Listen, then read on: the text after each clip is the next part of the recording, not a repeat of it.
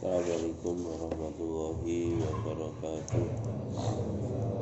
Alhamdulillah wassalatu wassalamu ala Rasulillah wa ala alihi wa ashabihi wa mawala la haula wa la quwwata illa billah.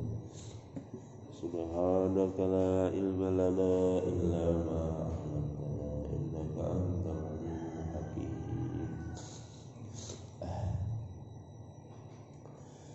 Al-Fatihah. A'udzu billahi minasy syaithanir rajim.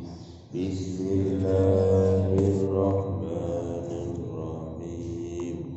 Alhamdulillahi rabbil alamin. Ar-Rahmanir Rahim. Maliki yaumiddin.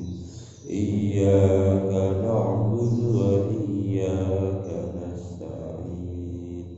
ihdinas siratal mustaqim siratal ladzina an'amta 'alaihim ghairil maghdubi 'alaihim waladdallin. Amin.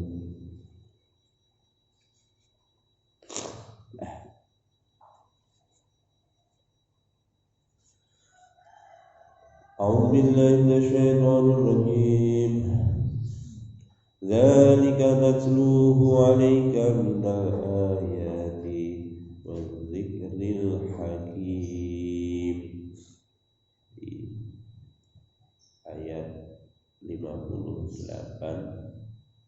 surat Al-Imran. Singkat ringkas, ini menutup dari paragraf ayat-ayat sebelumnya yang menceritakan tentang ceritanya Nabiullah Isa alaihissalam, bahkan jauh sebelum beliau dilahirkan. Beliau masih belum terjadi dari kakek moyangnya sampai akhirnya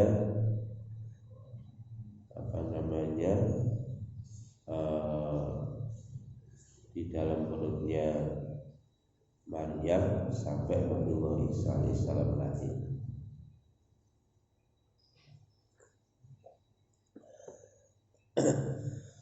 Sampai akhirnya beliau Nabi Isa ini di masa mudanya, sampai akhirnya diutus jadi nabi, sampai akhirnya di berbagai macam skenario jahat yang mengancam keselamatan jiwa Nabiullah Isa alaihissalam dijelaskan semua oleh Allah, sampai akhirnya Nabi Isa diangkat ke langit dan nanti akan turun lagi dulu. Cerita yang ini dalika itu cerita-cerita itu semua. Natluhu, kami Allah membacakannya, yakni Nabi Isa, cerita-cerita Isa, alaika kepada engkau Muhammad. Jadi diceritakan oleh Allah Subhanahu wa taala melalui wahyunya kepada kanjeng Nabi Agung Muhammad sallallahu alaihi wasallam. Jadi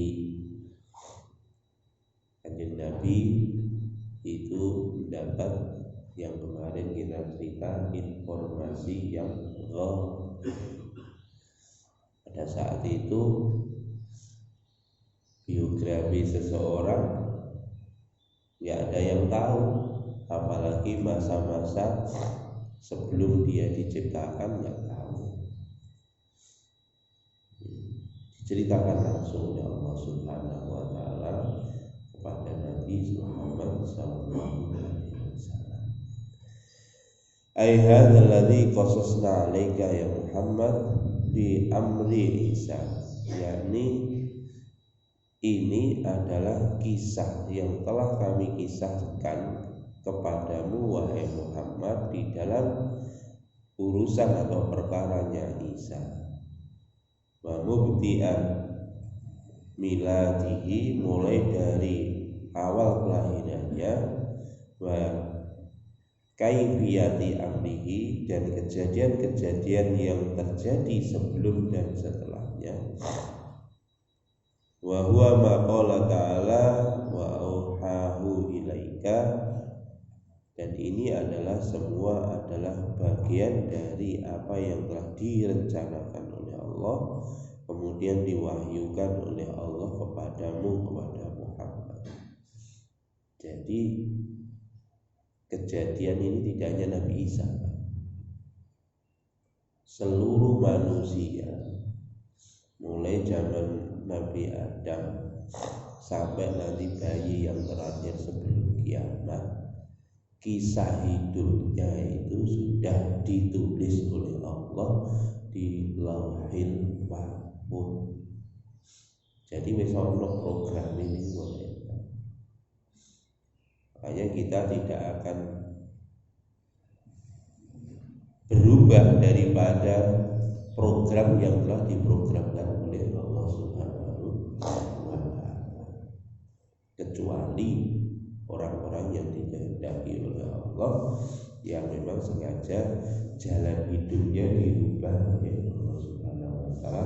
Itu haknya Allah Subhanahu wa Ta'ala. Tapi yang jelas seluruh kehidupan manusia sebelum lahir, ketika lahir, ketika masih bayi, muda, remaja, sampai akhirnya tua, sampai akhirnya punya anak, punya cucu, sampai akhirnya mati, matinya di mana, jam berapa, itu semua ditulis oleh Allah di Lauhil Mahfuz. Wa uhahu ilaika wa nazalahu alaika min Lauhil Mahfuz. Nah, ini yang kami wahyukan kepadamu Muhammad tentang kisah asal Isa, wa nazalahu alaika, dan kami turunkan kepada engkau wahai Muhammad akan kisah Isa itu. Kisah itu diturunkan langsung min Lauhil Mahfuz, dari Lauhil Mahfuz. Jadi langsung cerita ini autentik karena cerita ini langsung diturunkan dari Lauhil Mahfuz. Fala mariyata fihi wala syakka, tidak diragukan akan kebenarannya, tidak diperdebatkan akan kebenarannya, dan ini pasti. Jadi cerita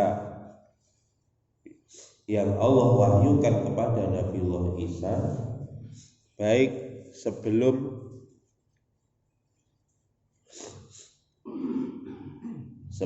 beliau ini diangkat jadi nabi, jadi rasul, setelah diangkat jadi rasul dan diangkat ke langit, dan nanti akan datang lagi. Semua yang diceritakan oleh Allah kepada kanjeng Nabi Agung Muhammad SAW tentang Nabi Isa sudah terbukti semua, terrealisasi. Yang belum terbukti terrealisasi apa? Nabi Isa nanti akan kembali ke bumi lagi. Ini yang belum. Sebagaimana saya sampaikan yang lalu, karakteristik berita yang gaib memang sengaja Allah Subhanahu wa Ta'ala tidak berikan sempurna semuanya. Seperti terutama yang mengenai keadaan masa yang akan datang. Nabi Isa akan turun, diterangkan dalam hadis. Turunnya di mana pun diterangkan di dalam hadis. Nabi Isa nanti turunnya di Palestina. Ada masjid menaranya putih di Palestina. Cuma masjid menara putih itu apakah yang diduga oleh para ahli ya, di satu tempat di Palestina sana, apakah yang dirujuk itu atau tidak, nanti ya hanya Allah yang tahu. informasi yang gaib yang diberikan oleh Allah kepada Nabi kita Abu Muhammad SAW tentang masa depan ini pun masih tidak diberikan secara detail, hanya yang general, yang umum saja. Dan nanti kejadian yang pasti yang tahu ya hanya Allah Subhanahu wa Ta'ala. Terus kapannya, jadi tempatnya sudah clear, sudah detail. Tapi walaupun detail demikian tidak bisa dijustifikasi di tempat itu. Tempatnya begitu. Kemudian waktunya juga nggak ada yang tahu. Makanya Bapak Ibu yang dirahmati Allah, tidak ada yang tahu tentang hari esok kecuali hanya Allah.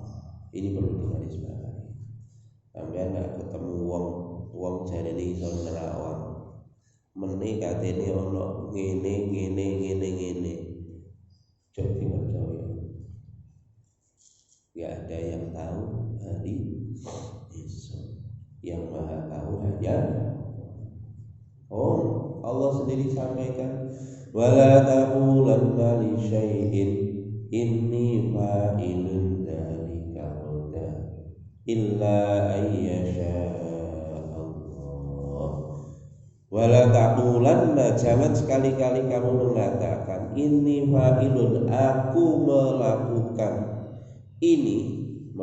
ini ghadan, sesuk mesti tak lakoni. Jangan kamu katakan demikian.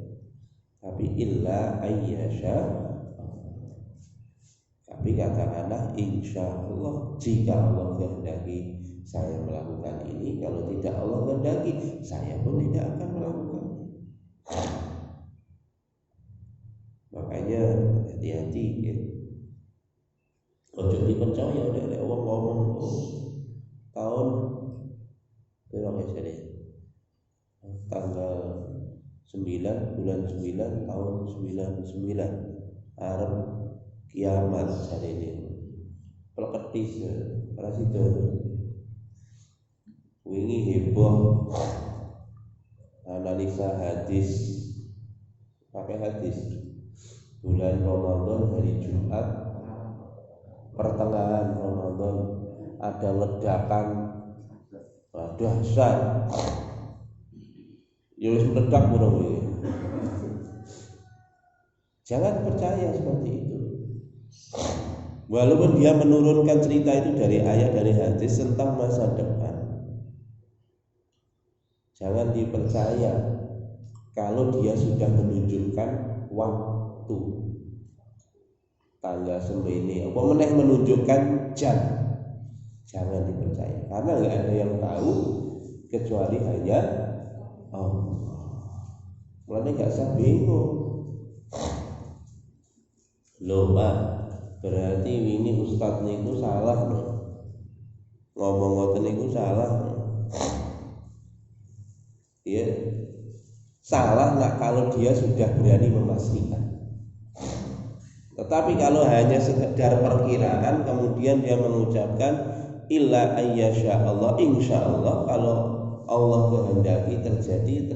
Kalau tidak kehendaki tidak akan terjadi. Kalau dia mengatakan begitu, benar di dalam sikapnya, tapi kejadiannya ya itu karena urusannya Allah Subhanahu. Makanya ngati di dalam memprediksi tentang masa depan. Walaupun Anda memprediksi berdasarkan Quran, berdasarkan hadis dari Nabi Sallallahu Alaihi Wasallam, ini bahaya. Bahayanya nopo? Wong-wong awam, Pak. Awak dewi, wong-wong awam ini. Akhirnya sing disalahne nopo? Hadis. Kanjeng Nabi berarti mau bilang bahaya.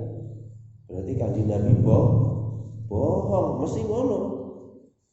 Jadi ini, makanya hati-hati sekali dalam hal urusan seperti itu. Makanya kita tidak tahu.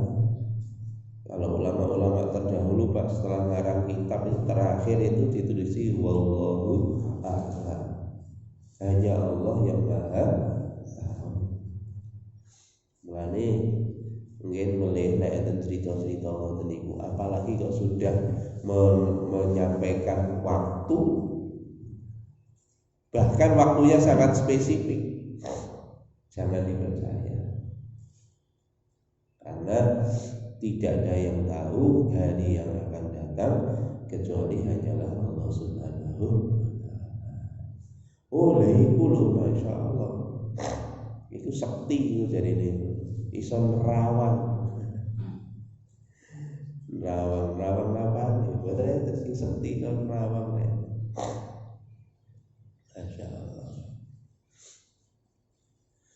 Kama qala ta'ala fi surat Maryam, ayat ini juga dikuatkan oleh ayat yang lain di dalam surat Maryam ayat 34-35. Dzalika Isa bin Maryam qaulal haqqi alladzi fihi yamtarun. Dzalika Isa bin Maryam qaulal haqqi alladzi fihi yamtarun. Ma kana lillahi an yattakhidha min waladin subhanahu idza qada amran fa innama yaqulu lahu kun fayakun. Surat Maryam 34-35. Yang demikian itulah kisah Isa ibnu Maryam. Qaulul haq, firman Allah adalah pasti. Alladzi fihi yamtarun, dan tidak akan ada yang bisa memperdebatkan karena kepastiannya. Jadi firman Allah itu pasti, dan kepastiannya tidak akan bisa terbantahkan oleh teori. Kiamat pasti, kapan gak ngerti, sing ngerti kamu Gusti Allah. Pasti kan. Maka lillahi ayatakhidha min walad. Allah Subhanahu wa taala, tidak ada bagi Allah Subhanahu wa taala itu memiliki anak. Ini pasti. Berita yang disampaikan Allah itu pasti. Subhanahu wa suci Allah. Idza qada amran, jika Allah Subhanahu wa taala berkehendak untuk menciptakan sesuatu, fa inna ma yaqulu, maka Allah Subhanahu wa taala cukup mengatakan kepadanya kun, jadilah, fayakun, maka jadi. Jadi Nabi Isa diciptakan dengan kun ya Allah Subhanahu wa taala, walaupun tidak pakai ayat, bukan pakai logikanya orang kafir yang bodoh. Loh, Tuhan punya maka itu kesalahan yang besar, karena Allah apabila berkehendak menciptakan cukup katakan kun, maka jadilah sesuatu itu. Demikian Pak, firman Allah Subhanahu wa taala itu pasti,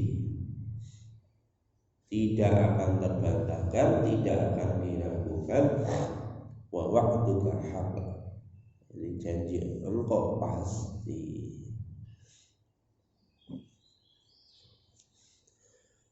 Nah ini Pak, seringkali kita yang jadi masalah, kita ini seringkali meragukan.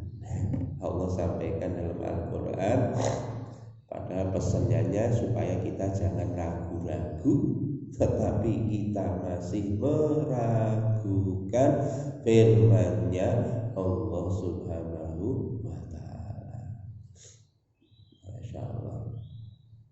Padahal firman Allah itu pasti. Maka dari itu kita jangan ragu-ragu. Si ragu kalau firman Allah. Ragu mboten Pak. Tenan ta.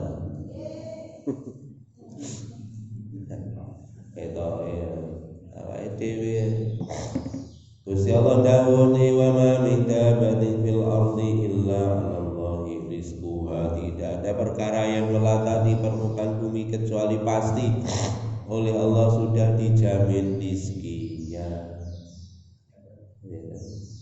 Nyatane enek wong sing wis wayahe rabi gak wani rabi mergo wedi ora oleh rezeki. Iki tak kira iki pendapatanku sakmene. Engko nak tambah tanggungan situ malih sakmene. Lah apa cukup akhire gawane rapi. Ragu. Hari ini bukan nggak percaya Pak, tapi ragu.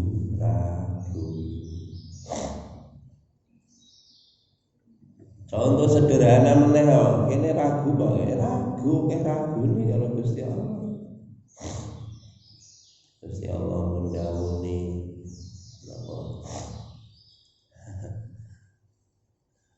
Gusti Allah mendhawuhi nek Gusti kita niki. Ngene Quran wingi pun dibahas yang Allahu riba wa yurbi shadaqah. Gusti Allah bakal nambah bondo dengan sedekah, hartanya akan semakin ditambah oleh wa yamhaqur riba, dan Allah akan menghabiskan harta dengan cara diribakan. Jangan luwe semangat di sedekah, luwe semangat ditabung. Semangat ditabung.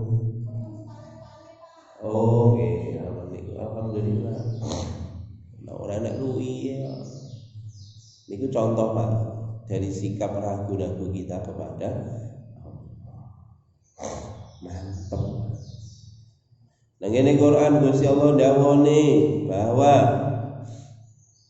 idza jaa ajalun la yastakhiruna sa'atan wa la yastaqdimun. Apabila ajal datang tidak bisa maju sedikit pun, tidak bisa mundur sedikit pun.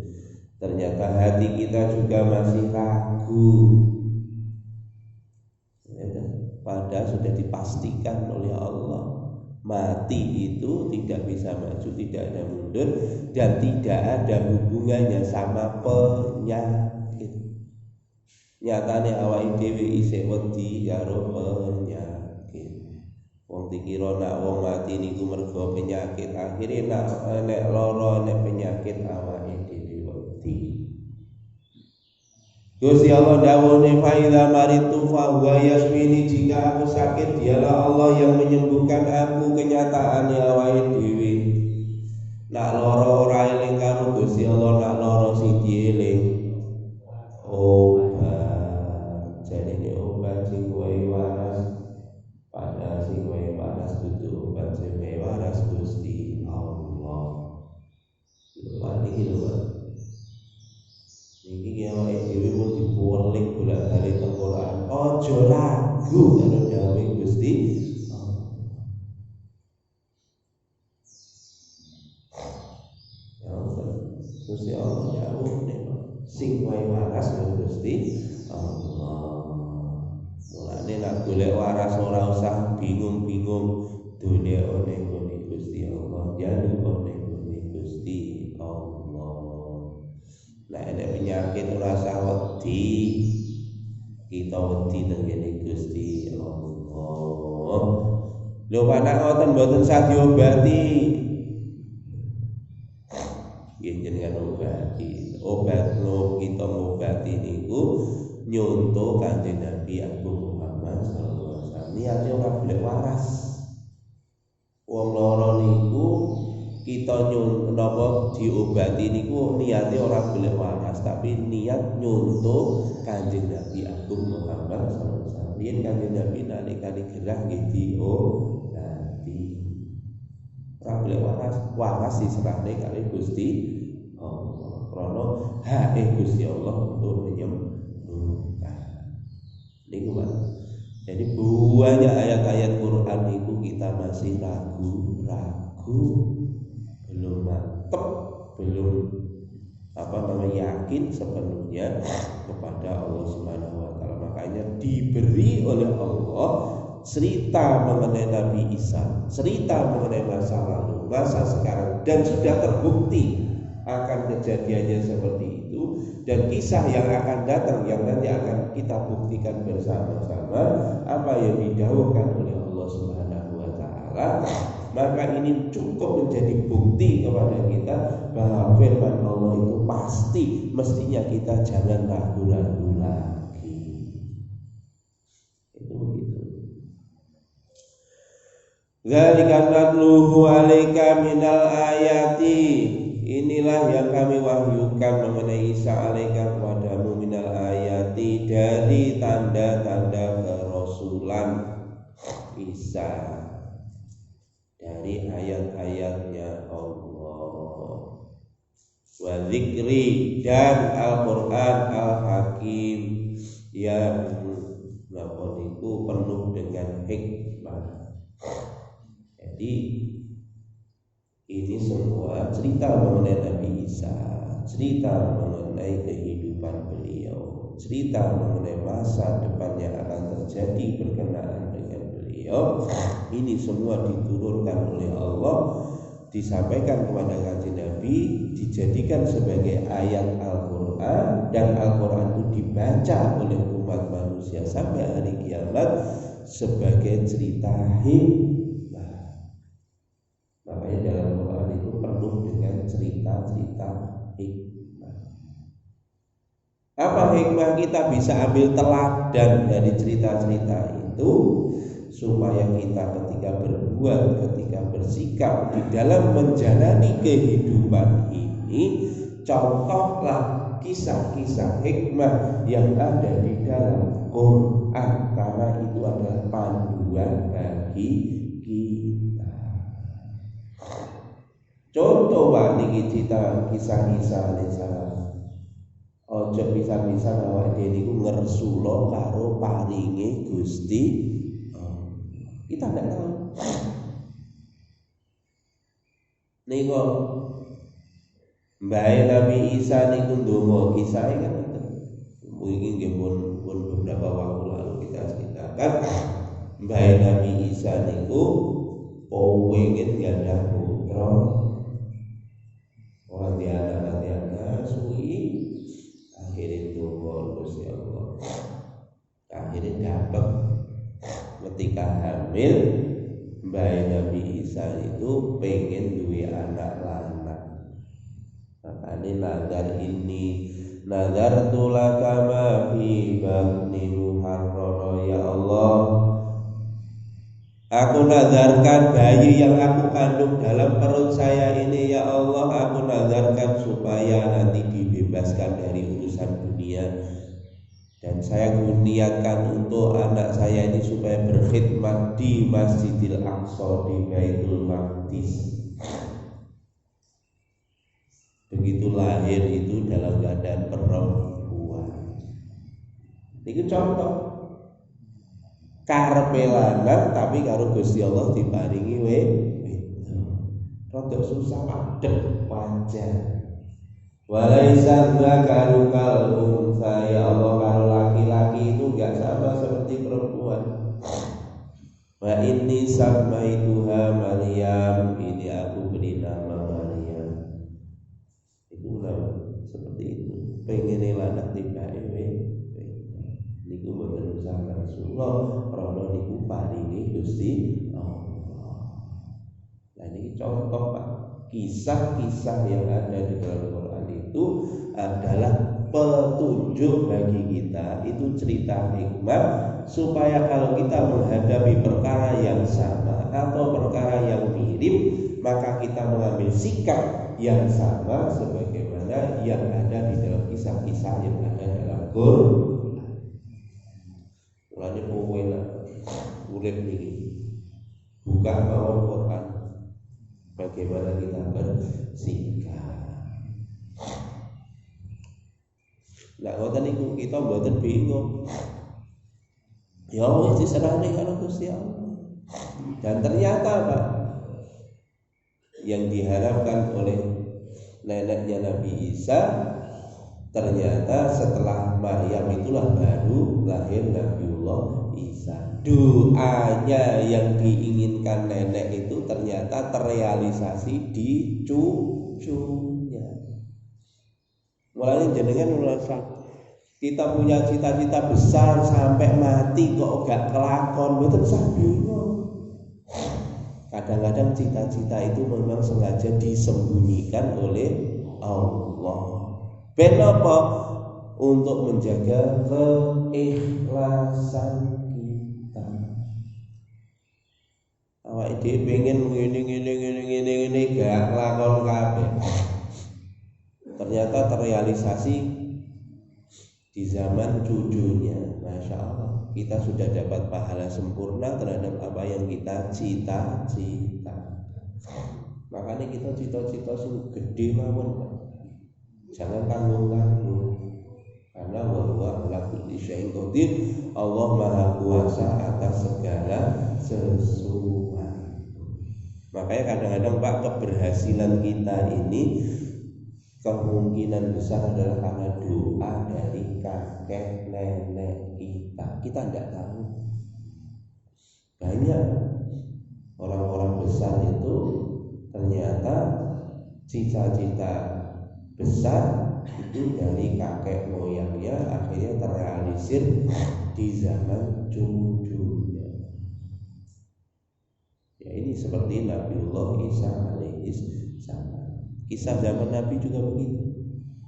Terrealisir ada seorang, yaitu yang kisah wanita sholihah luar biasa. Jadi anaknya meninggal dunia sampai suaminya nggak dikasih tahu. Begitu suaminya pulang di dalam Riyadhus Shalihin, bahkan suaminya pun diservis dulu.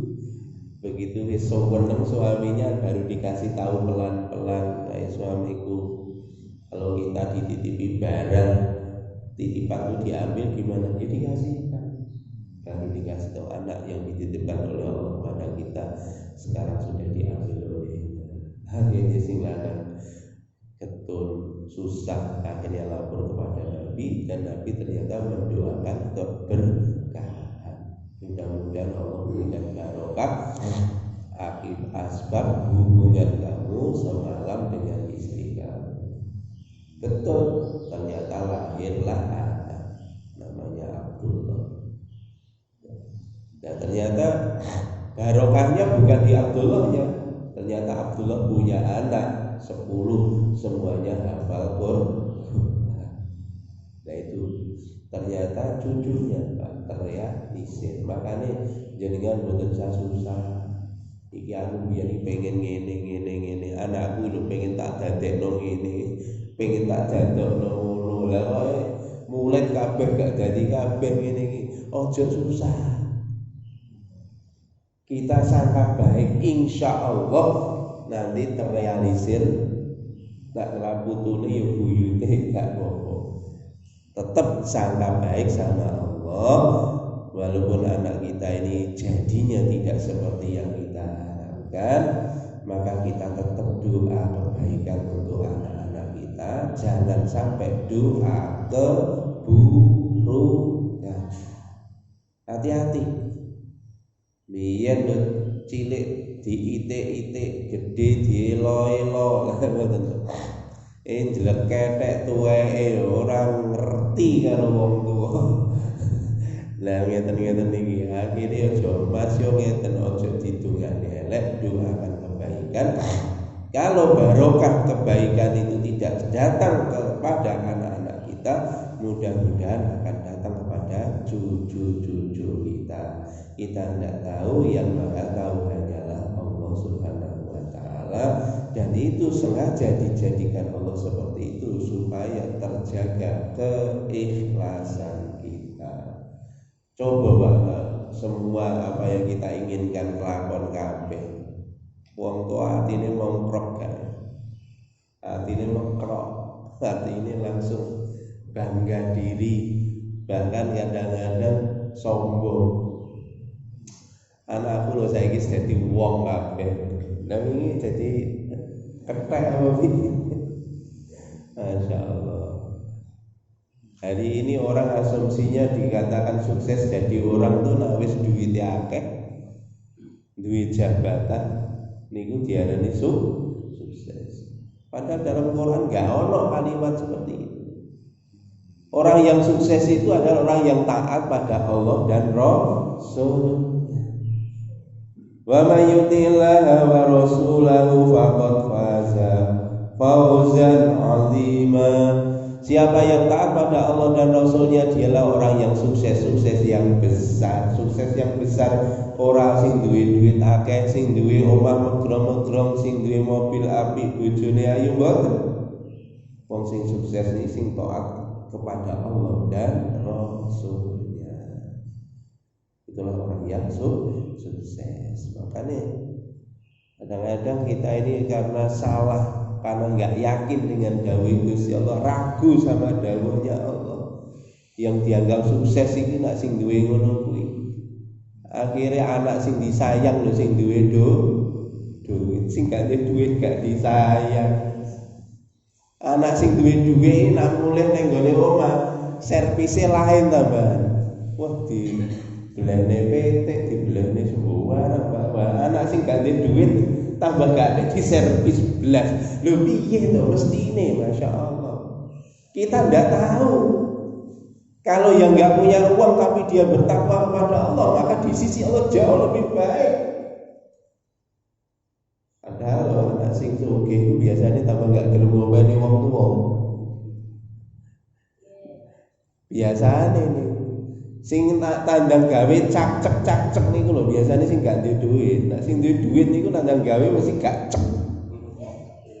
Igring wong tuane wis jompo, nguyuh nggon, ising nggon. Nek wong napa anake sing sugih niku paling dilirik tok. Lirik tok. Duite logrok ni alhamdulillah, kadang duite gak logrok bisa. Ngenes. Dan ini Bapak Ibu, nek sing ganduwe niku langsung dicekel ngoten mawon, nek perlu digendong wong tuane digawa ning gone di apa jeding, didus, diseko, didulan niku tambah sing gak duwe duit. Tapi justru inilah yang mulia Pak di sisi Allah Subhanahu wa taala. Kesuksesan jangan sekali-kali kita menilai dari harta, dari pangkat, dari unsur-unsur keduniaan, jangan. Karena dalam Al-Quran tidak ada satupun ayat yang mengatakan demikian. Di dalam Quran, orang yang sukses itu orang yang taat pada Allah dan Rasulnya. Maka jangan sekali-kali kita ragu. Maka kita mesti muliakanlah orang-orang yang dimuliakan oleh Allah. Siapa? Ya orang yang taat pada Allah dan Rasulnya. Inilah yang harus kita muliakan. Inilah yang kita harus bangga. Jenengan mati teng kuburan Pak, anak niku masih sugih brewu, tetapi nak mboten taat kali Allah lan Rasul, jenengan ora enek sing macane Fatihah meninggal, ora enek sing ndongakno. Padahal nanti kalau di akhirat yang dibutuhkan dulu duit. Doa yang dibutuhkan Pak, ning gone kuburan masih anak sampeyan miliarder. Enak dong, tuwa niku kuburan dikirim cek. Dileboni kuburan ora enek, ora kanggo. Kaya wong niku nang ngendike ning kula pengajiane Pak Zainuddin MZ niku. Nah wong tenggene laut segoro arep kelerem niku. Mbok mencari duit 1 miliar gak kanggo, wong arep kelerem kok dicari duit 1 miliar. Sing kanggo napa ban bekas. Nah ono ban bekas niku diuncali niku seneng lho. Soale sing digunakne dudu dhuwit, sing gunane ban bekas. Dan nang akhirat mboten kanggo duit miliar ora kanggo. Sing kanggo niku doa anak saleh. Mulane Bapak Ibu, kita mesti kalau punya anak-anak yang saleh, walaupun gak duwe apa-apa, jadikanlah anak itu yang paling kita sayangi. Walaupun gak muai duit belas anak kita karena untuk mencukupi keperluan dirinya saja nggak memenuhi, tetapi kalau dia anak yang soleh, kita mesti lebih lagi memuliakan anak kita. Karena apa? Karena dia dimuliakan oleh Allah. Kok tahu dia? Karena Allah sampaikan orang yang mulia itu adalah orang yang beriman. Rahman wa la tahinu wa la tahzanu wa antumul a'launa in kuntum mu'minin. Beriman sungguh-sungguh kepada Allah, dia itu mulia di sisi Allah. Nah ini loh Pak, di dalam bersikap, dalam bersifat, contohlah kisah-kisah yang ada di dalam Al-Quran adalah petunjuk bagi kita. Makanya pun kemana saja kita pergi, bawalah Al-Quran dalam suasana apa saja. Langsung gak ngerti arti ini, wocor terus jadikan wiritan kita. Ini adalah obat bagi hati kita. Wa nunazzilu minal Qur'ani ma huwa syifaa'un wa rahmatul lil mu'minin wa la yazidudz zalimina illa khasara. Ini adalah obat bagi hati kita dan tidak menambah bagi orang-orang zalim, semakin dia akan merugi. Apa orang yang zalim? Ya orang yang tidak mentaati Allah dan Rasulnya, maka dia semakin rugi di dalam kehidupannya. Mohon mawon kita bawa, kita jadikan Al-Quran sebagai imam yang menuntun kita tidak hanya di dunia, nanti sampai surganya Allah Subhanahu wa taala. Mohon mawon benar-benar Gusti Allah membaca itu. Dan cintakan cukup. Kita atur dalam majlis. Subhanallah wa bihamdika, asyhadu an la ilaha illa anta, astaghfiruka wa atubu ilaik. Assalamualaikum warahmatullahi wabarakatuh.